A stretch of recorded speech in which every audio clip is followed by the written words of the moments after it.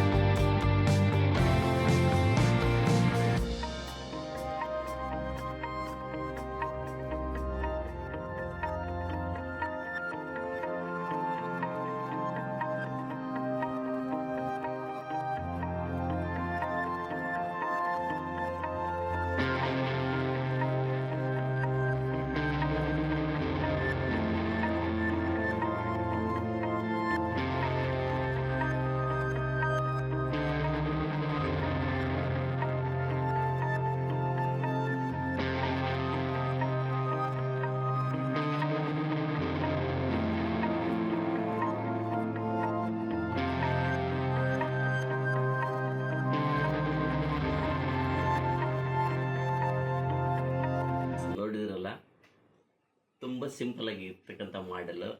ಇದನ್ನು ಮಕ್ಕಳ ಕೈಯಲ್ಲಿ ಮಾಡಿಸಿ. ಮಕ್ಕಳು ಮಾಡುವಾಗ ಮಕ್ಕಳ ಕೈಯಲ್ಲಿ ನೈಫ್ ಇರುತ್ತೆ, ನೀವು ಸ್ವಲ್ಪ ಜಾಗ್ರತೆ ವಹಿಸಿ. ಈ ಒಂದು ವಿಡಿಯೋ ನಿಮ್ಗೆ ಇಷ್ಟವಾದಲ್ಲಿ ಲೈಕ್ ಮಾಡಿ, ಶೇರ್ ಮಾಡಿ, ಸಬ್ಸ್ಕ್ರೈಬ್ ಮಾಡಿ.